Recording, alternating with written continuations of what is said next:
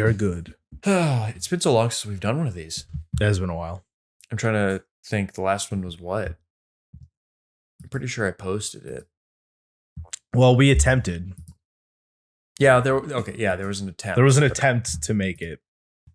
But the actual thing we published in terms of split take. I suppose I published our Good, the Bad, and the Ugly episode, but no, it was probably the 2022 catch-up we did. Yeah. Yeah, we recorded that. What was that, back in August or something? Yeah, that was like in the summer. Okay, so we're a good 6 months. That was our 6-month hiatus, our unplanned. We've gone on hiatuses before, but not that 6 long. months. Not 6 months. A couple months, all that. It's been second half of 2022 was quite a time here in LA and in Arizona. A lot of back and forth and all that. Now we're here. It's 2023 now, and welcome back to the Split Take podcast. We're still alive. We are still here. Yes. Today, a lot has happened since we last talked. Obviously, Chandler and I talk fairly frequently, but not necessarily on the podcast. So we're going to kind of go over a few things we've talked about before together, like the new Sight and Sound list that dropped back in the beginning of December. Going to talk about a few of the things we were watching as of late and our favorite first-time watches of 2022 that were not 2022 releases. Yeah. Because the next episode that's later. Record, yes. As Bane says, that comes later. Yeah. How are you doing, Chandler? Movie wise, how are you feeling these days? Movie? What do you mean movie wise? I don't know. You feeling inspired to watch new movies? Is there hope for cinema? Yeah, I think so. In 2023, we looked the other day, and for the first time ever, I came very close to beating your amount of movies watched in a single year. I lost by 1. Yes, and we're still recounting. Amount of movies logged at the very least. I think there's a slight difference. I don't know. But I don't know how it works. If you don't, then who does? True. But I mean, it's not necessarily a competition or anything. I just thought it was interesting because usually I don't even come close. But this year, got there. But I logged a good amount of short films. So this is true. I logged a few too. There was one. I think it was like a 15-20 second YouTube short that was on Letterboxd that I saw you watch about a train hitting a goat, hitting a donkey. Oh, I don't know why. Letterboxd. I don't know. I've seen that video before on Live Leak. It's. I don't recommend anyone go watch the video, but it's just a video of a donkey getting absolutely fucking obliterated by a train. He's just a dumb little donkey. He's just standing in the train tracks. A train hits him and he explodes into a mist of blood and guts. I don't know why. I was on Letterboxd one day. I saw someone had logged it. I think it's literally just called like donkey gets hit by train. And one of my friends logged it as a 5-star. And then I thought it'd be funny because I technically had seen it and I logged it, and a bunch of other people I knew then who followed me logged it. I don't know if it's still on there anymore. Every once in a while, there's a shit post that gets through on Letterboxd like that. But that's fun. I like it when that happens. It is funny. Give some character to the website. I mean, that thing that's in Nope with the horse, that's on Letterboxd. Just the 12 seconds of a horse running. Is it? Yeah, and that video that I think it was one of the Lumiere brothers took of just a street in France in like 1908. Just like a 30-second clip of just street life. That's on Letterboxd. Well, those are movies. Those are prototype movies. At the time, there was nothing else, so. Right. It's funny. If you go to the films on Letterboxd and you sort by year, you can go all the way to the 1870s. And they're just a handful of like moving picture tests. Yeah, I'm sure I've seen a few of them. I'm going through. I just thought I was going through here. It says on Letterboxd there are 1,892 films released in the 1890s. How is that true? This one's just called Falling Cat. There's probably just so many of them. They're just small clips. Most of them are probably under 5 minutes. What a life. That's being generous too. Probably most of them are under a minute. I'm surprised that many have survived. But Good day, buddy. Sorry, hold on. My cat. No cat reveal this episode. You never know. She might come out. She might come out. Yeah. No, it's the midday nap time. George Méliès, is he did Trip to the Moon? Okay, he did like a short film version of a Trip to the Moon before a Trip to the Moon called La Lune à un mètre.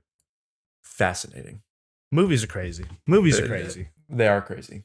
The fact that people in the 1800s could enjoy the late 1800s, to be fair, but could watch a movie, wild. Insane. Hitler could have seen this movie. The I mean, fact Hitler that could have seen a good amount of movies. the fact that we've come all this way, and now you can go to the world of Pandora in cinema. True. I mean, I don't think True. they ever could have conceived of blue people back in the late No. 1800s. They can barely understand people of other colors. They barely understood how to make a movie. So, speaking of how to make a movie, the BFI Sight and Sound 2022 list Gotta dropped pull it up. finally. So, while Chandler pulls that up, I'll give a little introduction, because obviously, Split Take Podcast, we have been going through the 2012 BFI list for 3 years now. Slowly but surely, we're getting there. We passed the halfway mark of the movies on there, and there's no intention to switch to the 2022 list. I'm sure we may throw in a few of those movies here and there, but we're sticking with the 2012 list till we finish it, as is what it says, the description on our podcast. So we'll finish what we start with that. And then but as soon as we're done, we'll do the 2022 list. Every single movie again and again. There's got to be an end at some point. But we are going to talk about the 2022 list today and what we think of it. So I feel like I've had too much time to process, so I'm not exactly sure where to start with talking about the 2022 Sight and Sound greatest films of all time list. Obviously, there's the critics list and the directors list, but I don't know. Do you have any comments to start us off, Chandler? Well, I know one of the big things that we talked about a lot of the time going through this is obviously the glaring omissions, of which there weren't that many, but I think one of the biggest ones has been rectified, and that was the red shoes, which was a baffling decision at the time because they had two other Palin Pressburgers, but not the one that most people consider to be their greatest. Since then, it has been fixed. But aside from that, I think a arguably greater injustice has taken its place in that there is not a single Steven Spielberg movie on here, which is odd to me. On the critics list. Oh, that's right. Well, I mean, there wasn't a Steven Spielberg film on the critics list last time. Wasn't Jaws on there? Jaws was on the director's list, I'm pretty sure. Oh, okay. I'll pull it up. Just well, maybe not. But I mean, either way, that is a glaring omission. I think in general they've fixed a lot of the very few big issues that I had last time around, and I think what has a lot of people talking both in positive and negative lights is the addition, some radical changes of movies that were on there before that have jumped up really high, and the inclusion of more recent movies, more than I feel like ever has been. Because what was the most recent movie on the last list? Mulholland Drive? No, There Will Be Blood was on the director's side of the Okay. list, and then Cachet was on the critics list, which Cachet has fallen off, which is R.I.P. Also sad. Yes. Also sad. It's a good movie. Yeah, it's interesting what has changed around. There's some movies that are considered all-time classics that are just nowhere to be seen on the critics list, like Lawrence of Arabia, I think. No, it's on there. What was I thinking of? I'm thinking of something else. For me, for some reason, I guess I have no reason to, but I in my mind equate the official list as the critics list. The director's list is like a side list to me. It shouldn't be, but when you Google greatest films of all time BFI list, this is the first one that comes up. This is the one that has the most people talking. The director's list is fine as well. I do wish they would just aggregate the two. I don't see the need for two lists. But I do think in general, looking at these two lists, the critics lists tend to be a little more, they go out of their way to speak to the times more than the directors do. I feel like the directors are very objective with their picks, looking at a long list of films in terms of influence and craft and just creating an objective list. Whereas critics, this is how you get so many more recent movies, because I feel like a lot of critics are just sort of trying to break the mold. I feel like that's just the nature of the critic. So I just wish there was a little bit more mixture of the two. But I do think this list in general, if we're just talking broad strokes thoughts, this list is better than the previous list to me. Interesting. I'm not sure I would agree that it's like such a clear cut improvement. I think it still suffers from a little bit of movies that just kind of are kind of baffling as to why they're there, at least over other movies. And obviously, voting takes place kind of in a vacuum, so it's not a conscious decision to put something like our favorite film, The Imitation of Life, over a movie like The Conformist. Yeah. But that's just how it is. And I would be shocked if very many critics would say that The Imitation of Life is better than that. But just the way that voting is done, kind of independently, every critic doing their own separate 10, it's all the independent nature of that means that no one's like planning how all these movies are going to get on the list. So what I think I've really come into terms with lately is that the order of the BFI list does not matter, really. No. Maybe the top 10 does. But I don't think meaning should be like read into precisely like, oh, Casablanca's all the way down here on the list and it's not all the way up there. Yeah. Well, it's on the list and no one consciously chose to put it all the way down there. And I'm sure a lot of critics would say, yeah, sure, it's one of the great movies, but they just had other priorities, things they want to vote for. One other thing that I've noticed looking at this list now is, I don't know how I felt about this before, but now I'm taking a very firm stance on this belief that it should be limited to one movie per director. That's fascinating. And I want to hear more about that, but I don't know. It's kind of hard to say that when you have some directors that just have released absolute bangers and multiple of them. Yeah, but I feel like even those directors have movies that tend to stick out above the rest. Sure. Like I would be, and not even having seen it, I would be perfectly fine with 2001 being the only Kubrick on the list. I don't think you need that and The Shining and Barry Lyndon, because like we get it. What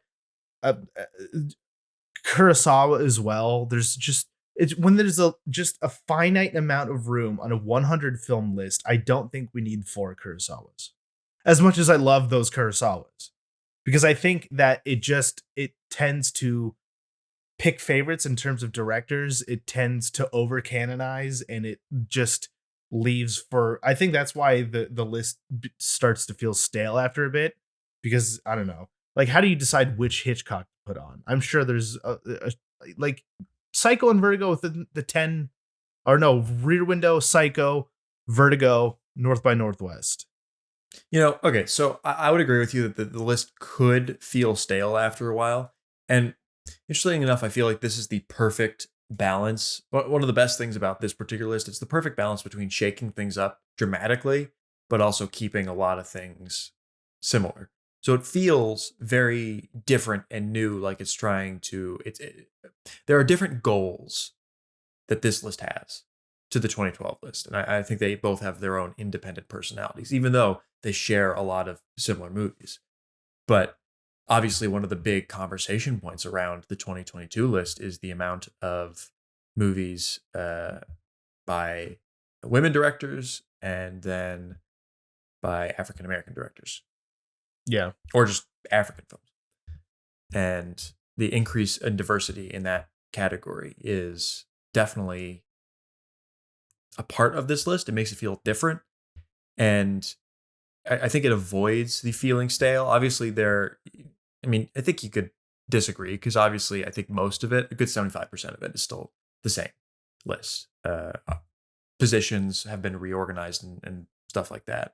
But when the list first came out, it was shock that Jeanne Dielman was number 1. And then you had something like Beau Travail in number 7, and a whole bunch of other movies that were not even on the radar of the last I didn't list, like realize Daisies. that this current list, until just going through it right now, has Wanda on it. Yeah, it's got Wanda on it. Yeah. Uh, it's it's really interesting to unpack this list, and I don't know it. If it was like a conscious, like, here are 200 critics, they're getting together for a conference over the weekend, and they're going to discuss and put together this list, I think I'd be more on board with the idea of one limiting a director to one movie. But since it's everyone independently voting for movies, and Mhm. most of the time people only vote for one movie from a director in their own individual ballots, most of the time. I feel like if you're going to make any limitations there, I'd say, sure, limit it to one director from each ballot. Like, you can't repeat directors on your own ballot. But then when you come put all those lists together, because they are independent, I feel like you have to run into that, or you're just gonna like artificially create a new list if you just start removing. You just Which take that's the fine. highest 'Cause rated director and then remove the here's the rest th- of them. here's the thing with the list to me, and maybe the list has different goals for different people, but to me, it's a mixture of celebrating what's great and opening people's eyes to new movies. And I think this list does that really well when you have things like John Dielman and Wanda and fucking two Ackermans. But I think what happens is when you have all these, like, do we need this list to tell us that Blade Runner is great? Everyone knows Blade Runner is great. This People would know that it was great without this list, but I feel like the list itself has like this duty to both praise what's already there and sort of expand the great film canon. And when you're shoving a bunch of movies in by directors that we already know are great and already made great movies, it just leaves, I don't know. Most of this list, I'm like, yeah, I get it. And I feel like what makes the list interesting are those new picks or the drastically, movies that were low before going up to high. I think that's also interesting. But so much of this list, I think that's why I just haven't really cared. I just go through it. I'm like, yeah, of course, Tokyo Story is on there. Of course, Passion of Joan of Arc is on there. Of course, Persona is on there. It just ends up feeling boring. And I think that was great. That one of the things that I liked about this list is that it only had one Godfather. That's one of the things I Imagine don't with like that with all about the this list. directors. Well, that has only one Godfather? It's okay. So my counterpoint to like having artificially limiting some of this stuff is that you have movies like Godfather Part 1 and Part 2, which are just absolute bangers. They're Yeah. giants in the film world, and it seems like it just would feel almost incomplete without, I mean, at least one of them, but I think like both of them, or at the very least, you have like Godfather and Apocalypse Now. I don't see any argument for a greatest films list of all time leaving both of those out, even though I they're do, both by because Francis Ford Coppola. again, when you have only 100 and you're shoving and you have like two different Coppolas on there, I think to me, when you have like four different Hitchcocks or five different Kurosawas, and if you like imagine taking all of those and just having one of each, and think if you could throw fucking Mike Lee on there, Jim Jarmusch on there, you could, there's so many other directors that I feel are just completely omitted from this. And I'd rather see them included than see others directors included more. I think that's an admirable thought. I don't know. It seems like there are two competing desires here for the list. One is to be a reflection of what critics think are the greatest films of all time, which are obviously independent of who made them, where they come from, yada yada yada. Um, and then you have a desire to talk about a more holistic approach to cinema, not just focusing in on what has previously been considered canon, so to speak. And quite frankly, I'm of the opinion that it should be a tug of war between that, and I think that's what this list does. Not necessarily just like artificially removing everything that came before, but recycling stuff. Because like I think you can see on this list versus the previous list that there have been movies that like stuck around, and there are movies that were removed and were added. And I'm sure in the next list you'll have movies that were on this list that stick around, like I don't know, Cleo from 5 to 7, but Portrait of Lady on Fire is removed, and it's almost like a dialogue in between all the lists that as it shifts and changes, it's a little bit, it's incremental every 10 years, but it's forming new ideas of what the canon is. Yeah. And I guess if we were to make the suggestion, I would be in theory on supporting a limit of 2 films per director. That's where I would draw the line. I think once you're getting past 2, you're really stretching it. But I think there are at least a few directors that justify having 2 movies on a list. M and Metropolis, both are very, very influential films, technically, and in the history of film, that I think deserve to be on a list like this. And there are other directors like that. Alfred Hitchcock has 2, probably. Tarkovsky. But I do, in theory, agree. Especially the Coens since there's get no 2 Mike because Leigh. there's 2 of them. That's how you beat Sure, the system. Sure. Just make 2 of you. Oh, okay. Yeah. Okay. So in terms of stuff that stuck around, differences between the 2012 and 2022 list, or similarities, I should say. Very happy that Earrings of Madame de and The Leopard stuck around. I was not confident at all about those 2. But I had a good feeling about Earrings. I was not confident about The Leopard, but I'm glad that it did. That's the thing. Like, movies from the top 50 dropped out of the list, and movies. Yeah. It's hard to predict. Nashville it's hard to really say. I don't know if that was a director or critic. I think it was a critic. That's insane that there's no Altman on here too. Which I also learned today that Altman did the Popeye movie with Robin Williams and Shelley Duvall. But movies not on the 2022 list that were on the 2012 list: Godfather Part 2, Raging Bull, Touch of Evil. Okay. I know There'll Be Blood's gone. I don't know if it's on the director's list. Rio Bravo's gone. Grand Illusion. For my That's money, crazy. That's Rio Bravo is one of the more. Hawks in general is gone. Not that or any of his screwball comedies. Yeah, that's interesting. I would have preferred Rio Bravo to stick around than The Searchers, but that's just. You can't go up against John Ford. Well, Fool's Game. You can go up against John Ford, just not The Searchers. It's not his best, but that's just me. That's my. No, I agree. It's not his best. I do love The Searchers though. Well, one of the most shocking, I think, omissions from the critics list is The Seventh Seal. Given this is my hot take. I'm glad it's gone. Okay, you can be glad it's gone, but I'm more so shocked because of its position in cinema history as one of like the great foreign films that kind of illuminated foreign film in the American market.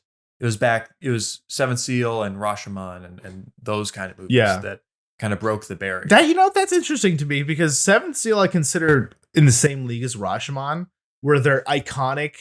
They're like incredible gateway movies to foreign movies. But then you look at like the directors, any of their other works, and it's just so much better.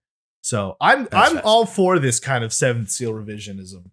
Because I still think Bergman 100% deserves to be on the list. I would prefer Winterlight or Fanny and Alexander over that, or even Persona, which I don't even really like. But at least that's interesting. But Chandler dropping all his hot takes here. I love The Seventh Seal, but it's one of those that to me is just like really good, not great. Fanny and Alexander, though, I did rewatch it over the Christmas break, and Jacob is correct. That is one of the best movies ever made. So put that on here if it isn't already. Great. It probably is. Well, it's interesting that I think a few movies from the director's list jumped over to the critics list and vice versa. Normally, I think within like each iteration of the list, I think the directors tend to follow the critics, which is really interesting. So like they're lagging behind. So movies that were on the critics list in 2012 appeared on the new director's list Mhm. although some of them even fell off of the critics list. So I think like the critics, we were talking about this, but the critics are very much kind of like more pushing the boundary. They're more willing to take kind of chances with new movies, lesser known movies, more avant-garde movies. Yeah. And the directors are less willing. But then as soon as the movies appear on the critics list, the directors are more willing to kind of import those into the next iteration. You know, And I'm looking at this now. The critics list is the canon list now, or the directors list. I changed my mind. This is the better list. Oh, the director's list is the better list, but I think the critics list is the more interesting list. Yeah, yeah. Which is, I think, interesting. That's why I kind of like having both of them. There's, as I said, there's like a dialogue between the two of those lists. And the critics list is a little more conservative in terms of like just pure raw filmmaking is what's driving a lot of the decisions there.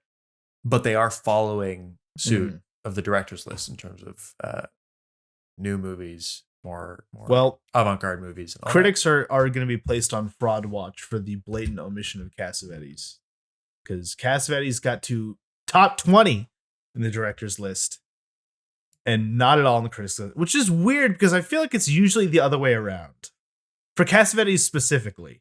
that. Yeah. I feel like most directors are kind of like, he's kind of a hack because he's not like, you know, his prime motivation is not the cinematic tools. So it's interesting to see that flop. But I feel like a lot of the newer filmmakers are into Cassavetes. I'm genuinely shocked there's not a Cassavetes film on the list. Not a single one on the critics. They listened to our podcast. They heard our complaints. There's too many. Now we had no complaints about Cassavetes. We just thought that was like the first arc of this show was complaining about Cassavetes. But since then I've done a whole 180. Complaining and then going into finding put Gloria finding on there. Gloria was a vote by the Safdies. Really? Which is that's right. Josh Safdie voted Gloria, which is odd. That is odd. Although it seems more in line. Like Gloria seems like the kind of movie that it's the Safdies would like. Very New York movie. All right, here's what the big talking point here about this new list is: the new stuff, the stuff from the 2010s on. Because I feel like this is what people talked about the most, and I'm like half for it, half against it. Because I agree that there should be some more contemporary picks, but I don't necessarily know if I agree with what they did pick. I'm about half and half with what they did pick. So I think in terms of when you're looking for like modern movies to put on the list, I think you're kind of in general taking a gamble because you never know what's going to necessarily stick around, what's going to have a lasting influence. And I think they got 2.5 right, 1 wrong. Okay. For me personally, I think the two that they got 100% right are Moonlight and Parasite. Moonlight in general, I feel like is one of the more influentials in terms of crafting the modern like indie cinematic language. The A24 style, I feel like, is really kicked off with Moonlight, and I still feel like Moonlight is probably the best example of that style. Moonlight to me is one of those movies that every time I watch it just gets better and better. I completely agree that it's one of the best movies made in the last 10 or 20 years. And I also agree with that about Parasite. I don't know if Parasite's influence is as immediately tangible because, you know, Bong Joon-ho already has a pretty established aesthetic. But I think in general, its influence kind of comes in the form of just having the rest of the world kind of catch on to foreign movies in a way that they haven't before. And I think that influence has like lasted in a way. It was like only a year later that the entire world was obsessed with Squid Games, which I feel like wouldn't have happened if Parasite didn't really turn on a lot of people to it. My mom fucking asked me to watch Parasite with her because she had heard so much about it. To me, that is insane. Yeah. And it's also just a great movie. I mean, we've talked about Parasite to no end on this podcast already, but I mean, I think I watched Parasite with every single person I could find to watch it with, including my mom. And it's not really her type of movie, but she watched it anyway. And I don't know, even before the Oscar win, Parasite was already on track to be one of the most like audience influential foreign films of all time. Like it definitely, I feel like, created kind of a resurgence in foreign film interest. And then after it won the Oscar, the moment it won Best Picture and became the first foreign language film to win Best Picture, it just cemented itself in film history. Like there's no going back after that. To me, the only comparable movie to me that sort of like captures the insanity of Parasite, or the response, is like Psycho, where it was a Mhm. critical darling, but also got audiences interested. Also has like a weird twist in the middle that you can't really see coming. It's just, there's very few movies as perfect as Parasite. The I other mean, two, oh, before go we move on real quick, it still boggles my mind that a foreign film like Parasite got 263 million at the yeah, US box office, or just absolutely box insane. office in total. That's just wild. I saw it three And times in considering how good theater. it is, Yeah, I saw it 3 times in theaters, and all 3 times across the span of 3 months, the theater was filled. It's crazy, crazy. absolutely crazy. Definitely deserves a place on the list. Yeah, It was almost a shoe in. Like I feel like a lot of people were expecting yeah, it to be there, and it was. yeah. The other two are Get Out and Portrait of a Lady on Fire. Get Out is to me, it's like, I think we talked about it before. It has to be like influential and great on its own merits. Get Out is very influential, but I don't know if it's as good on its own merits. Like a great, top 100 movie, and also doesn't help that I fucking, of his three movies, I love Nope the most by a pretty wide margin. That's wild. Um, Get Out is also very very good, but I just don't think it necessarily has that sort of like dual power that it needs to have. But it's Interesting. also like, it's literally the last one on the list, so I can't be too. Yeah. Ex- Well, to be fair, the last one on the list, it's tied with 6 other movies at 95. So yeah, that's true. That is true. I don't know. Get Out for me, I mean, it's definitely Jordan Peele's best. I don't know what you're speaking of as to Nope. Nope's awesome. Uh, Nope Nope's is great. awesome. Look, I'm not denying Nope. I'm just saying Get Wait, Out hold is on. a better constructed film. Get Out. Hold on. I'm pulling up the Wikipedia synopsis. Control F. Monkey. Nope. Get Out does not have a monkey, I'm afraid. Where's the monkey? I was told there would be a monkey on set. Okay. Look, I'm defending Get Out in terms of its quality over Nope, but I'm not necessarily going to defend it in terms of if I would keep it on this list. I probably wouldn't. It's good. It's definitely one of the best movies to come out of the 2010s years. Yeah. But I'm not sure it's that good. To me, I also just like to say, because I'm not a Jordan Peele hater by any means. I love Jordan Peele. And I think a big reason for me not really necessarily wanting to Get Out on this list is because I feel like Peele hasn't even hit his stride yet. Like, he's been ramping up. That's his debut. That was an amazing debut, and it's a great movie. But I feel like he is just like 1 or 2 movies away from just like an undeniable masterpiece. He gets better with his craft gets better with each movie. I don't. Us is a very well made movie. I'd say it's a more well made movie than Get Out, but it's not as well written. That's Nope in general, I think, is both his most well written and his best made, and it's very exciting to see somebody that weird and unique in the big budget Hollywood space. So in another 10 years, I bet there's going to be a Jordan Peele movie that's going to be even better than the last 3. So holding out hope. We'll put a little pin in that, and we'll come back to that in however long this podcast is still going. We'll update you on whether or not Chandler's prediction is correct. We'll see. Jordan Peele's filmography. As for Portrait of a Lady on Fire, it's kind of absurd to have it at number 30. I'm going to say that right out of the bat. Right above 8.5. But I am very happy that it is included on this list. And I think it deserves. There are some Portrait of a Lady on Fire haters out there, but yeah, I'm going to make some deniers. I think it is one of the most aesthetically interesting movies to come out of the last couple of years. And in terms of like film history, you have a movie like Vertigo, which is centered around the male gaze. And Portrait of a Lady on Fire is essentially a essay, a dissertation on the female gaze and flipping that kind of idea of cinema. And just it's so well made. It is, I think, one of the few queer focused movies on this list, which I think is good to include one of those. I suppose Mulholland Drive in a way. Moonlight. Moonlight too. Yeah. Still, it's one of the few. Um, and I think that's a good thing. Quite frankly, I like it more than Moonlight. I think Moonlight deserves to be higher than it in terms of like impact and everything. Where's I Moonlight? agree with your number 60.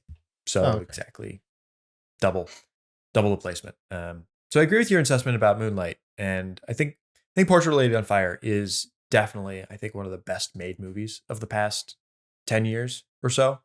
I'm glad it's on here in terms of just like, it's kind of a wild pick. I'm not sure it necessarily needs to stay on here for another time, but personally, I feel very happy that it was the film was validated. Not that it needs validation, but validated with a place on the list. It'll stick around. I hope more people watch it. Well, to me, again, the whole thing when I tell you about it has to be a great movie on its own merits and an important movie.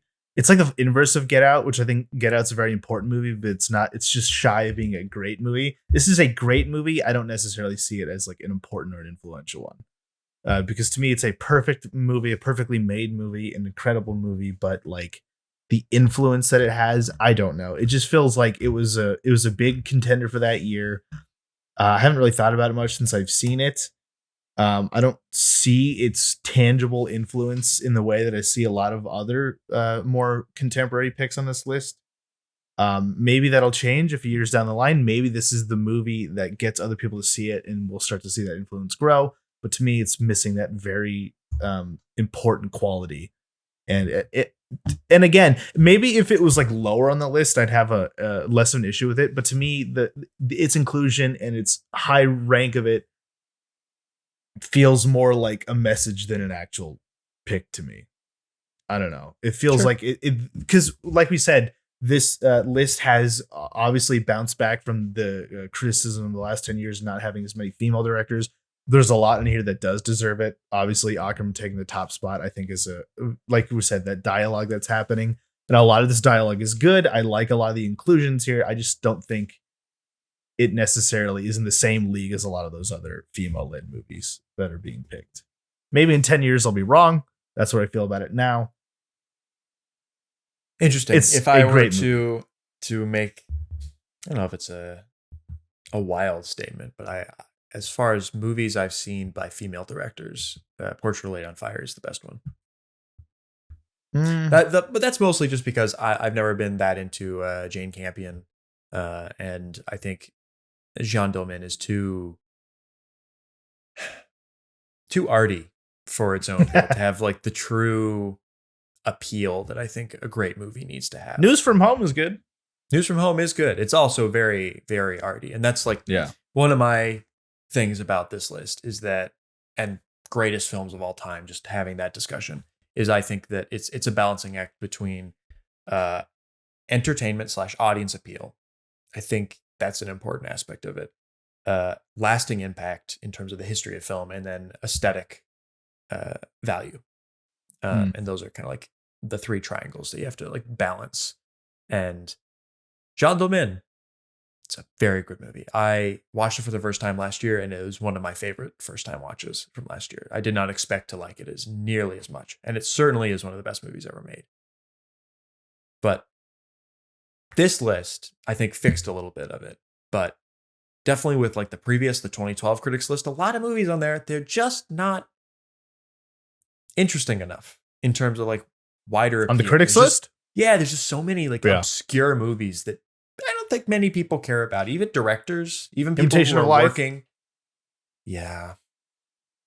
I Spirit of the Beehive. These are like movies that like they're good, but when you consider like no one's talking about these movies. They're not in the popular discourse anymore. I don't see the argument for their continued I would argue relevance. though some of the movies that you like as well are not. Like The Leopard.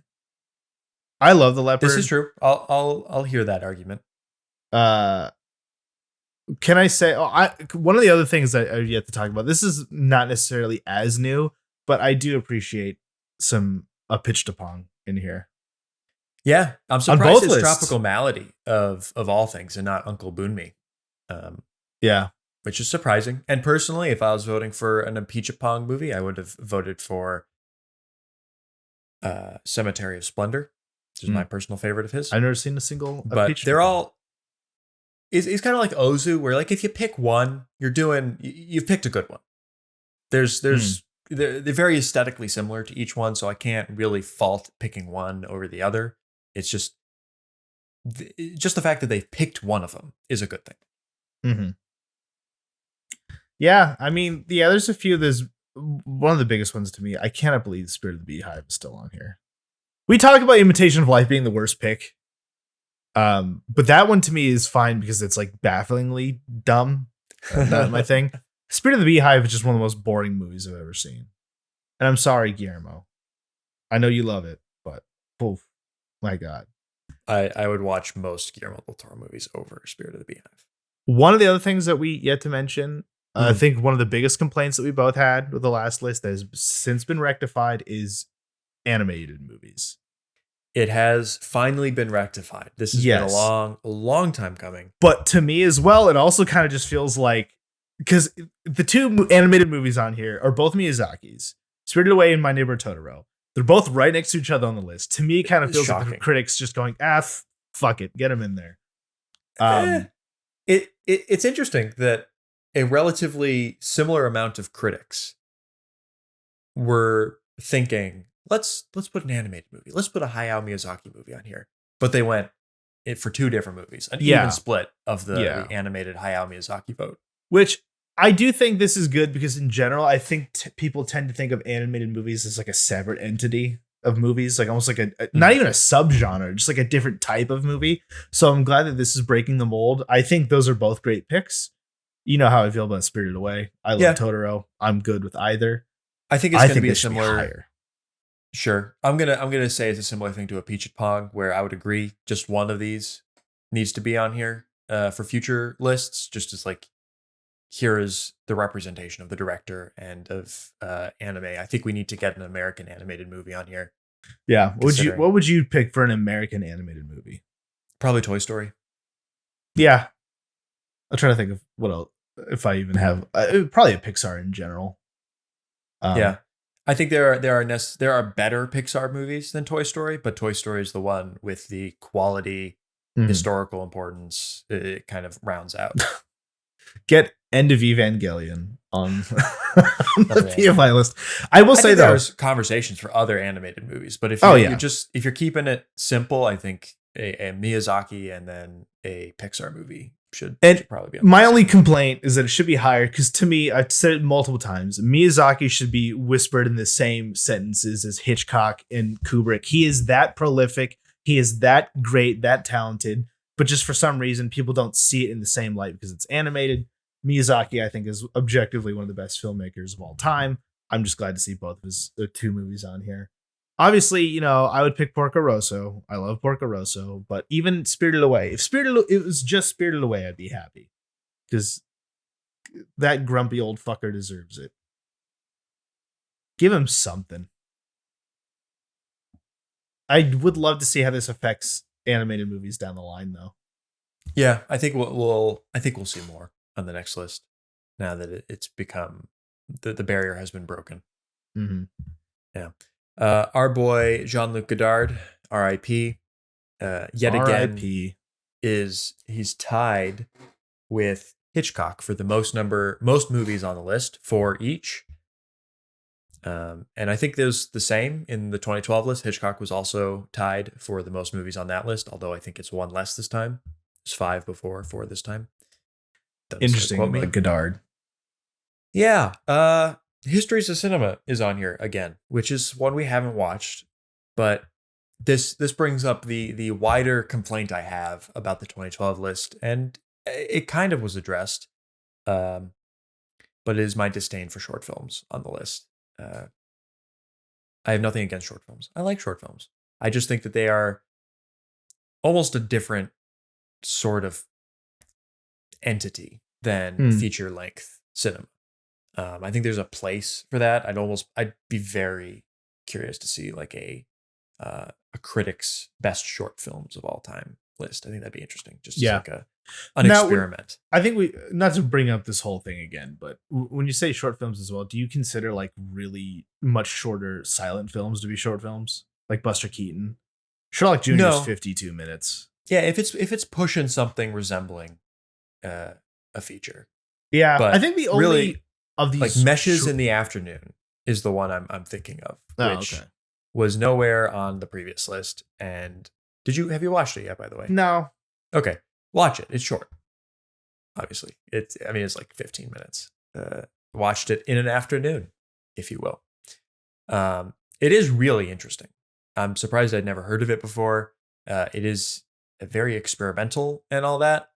But I just think like a movie like that is just fundamentally lacking in narrative in a way that every other movie has. And I think that's such an integral part of what cinema has become, that it feels more like an experiment in cinema, not a part of what we normally consider the canon, so to speak. So I'm not necessarily disagreeing with its impact, nor something like Un Chien Andalou by Luis Buñuel, also a very impactful movie, not on this list this time.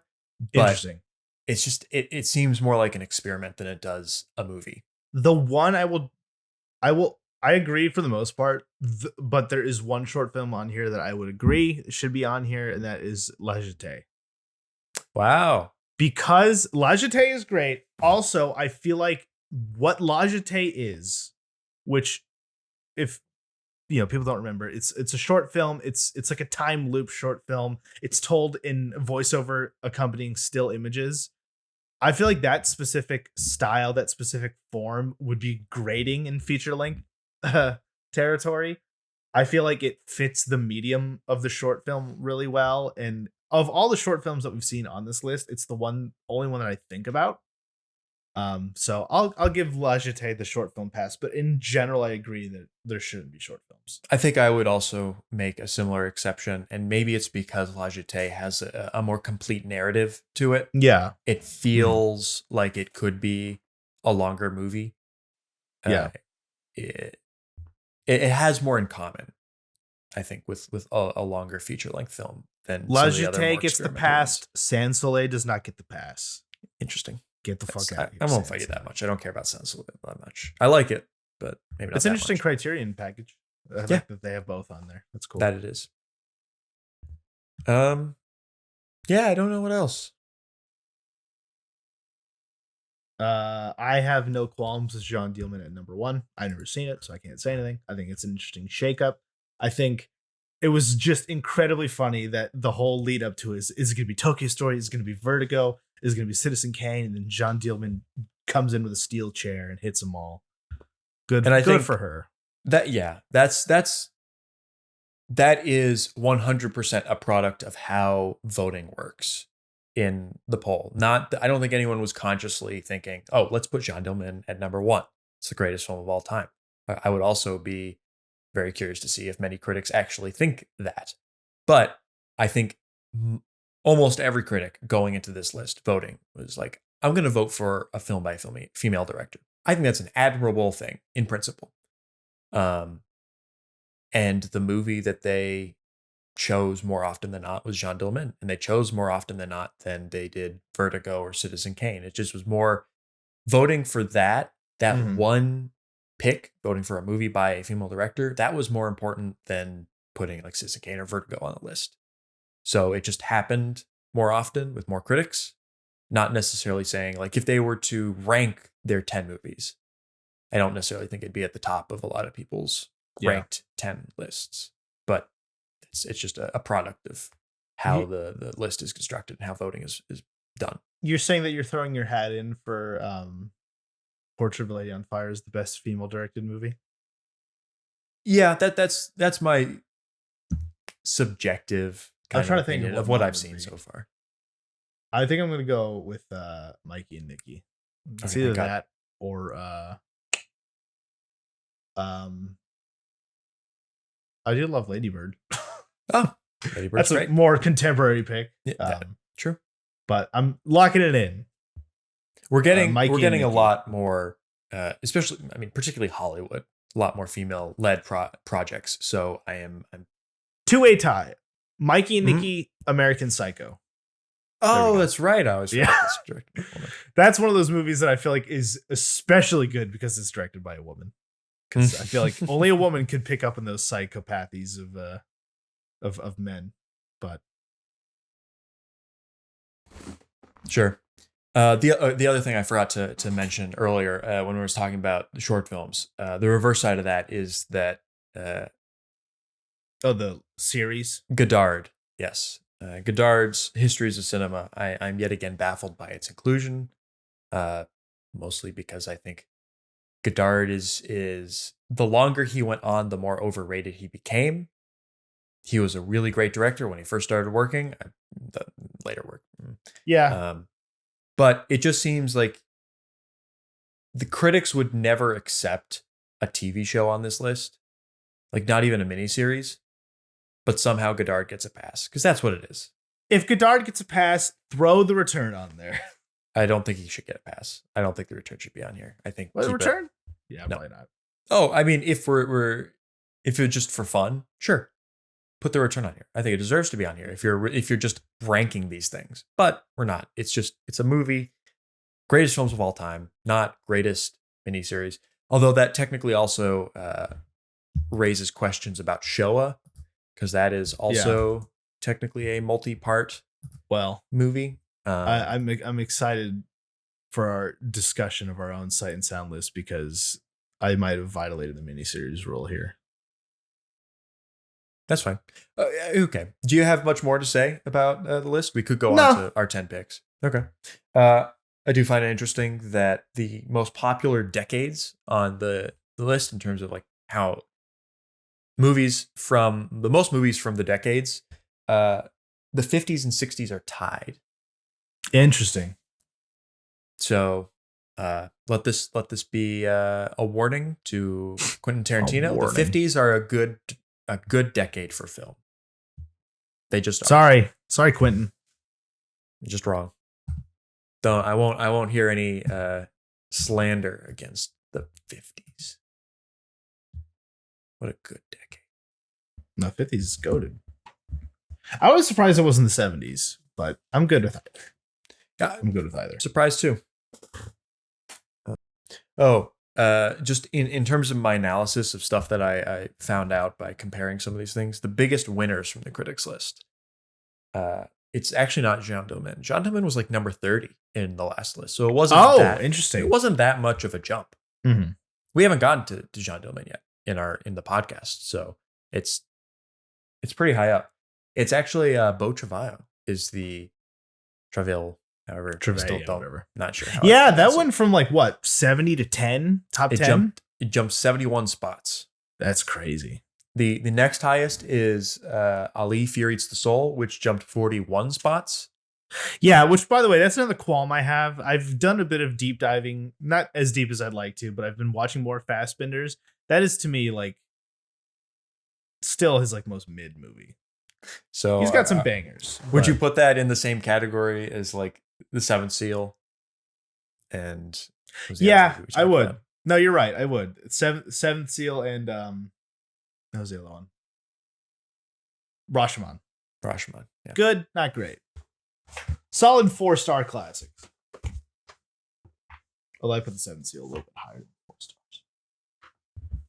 And then obviously the two other big winners that jumped 30 places, In the Mood for Love and Mulholland Drive, both from the 21st century. Both I think deserve it. I think we're on the same page there. I'm weirdly enough, I'm more shocked at In the Mulholland Drive jumping up to the top 10 than In the Mood for Love. I don't know why. Because I feel like ever since Mulholland Drive has come out, people have been like, this is great, it's perfect. I just am surprised it was that low and then that high. High and low, you might say? Yeah, hey, I would. I agree, and low, though. A Mulholland Drive Sight and Sound list story. It's great. I don't know. It's not even like, it's probably my third favorite David Lynch movie, but I think in general it but it's still perfect. That's just how much I love David Lynch's movies. It definitely encapsulates what makes him great more so. I think the only other one that comes close is Blue Velvet, but that's already on the list, so whatever. I'm a Blue Velvet stan. All right. Our top 10 list. What would we have voted for?